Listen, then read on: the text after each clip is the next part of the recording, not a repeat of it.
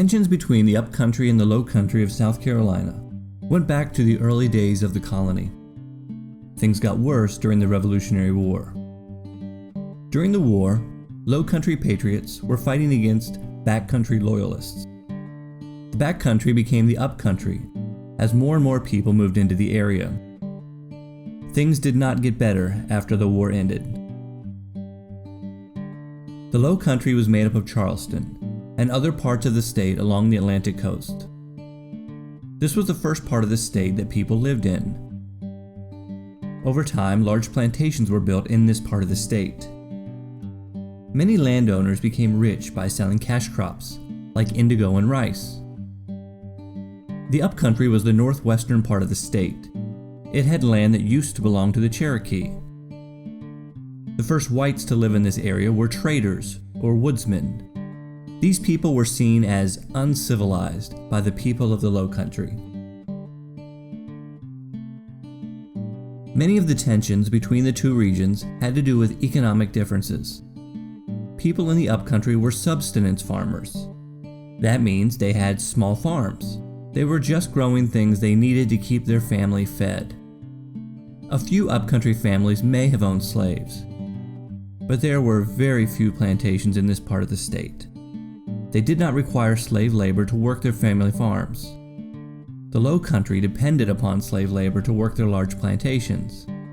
Owning slaves was even seen as a sign of wealth and social status.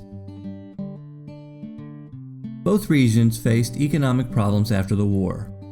All the fighting that took place in the state had damaged the land and livestock. It would take time for the economy to build back up. Now that the United States was an independent nation, farmers did not have the support of the British government to help make trade possible. Also, the United States government had taken crops and goods during the war to keep the army going. But the new government did not have enough money and resources to pay the farmers back for all they had lost. Economic problems continued in South Carolina into the 1800s. Then a new cash crop came along and offered them a new way to make money. That cash crop was cotton. People in the Lowcountry did not think very highly of the people of the Upcountry.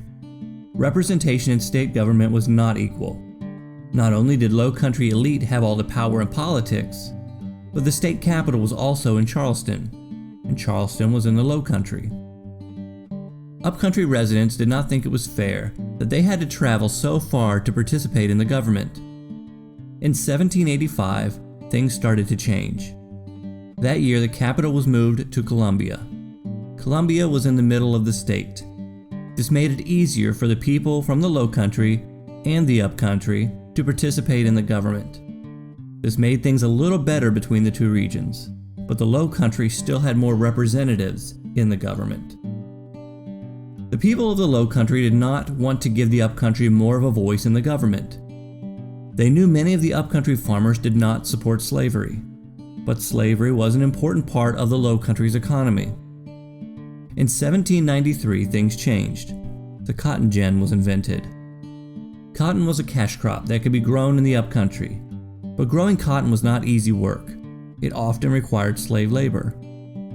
As the Upcountry began to grow more cotton, they started to rely more on slave labor. With the Upcountry now using slaves too, the Lowcountry became more willing to share power in the government. But things were not equal in the government. In 1808, that changed.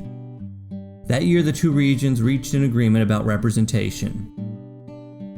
In the Compromise of 1808, they agreed to make representation based upon population.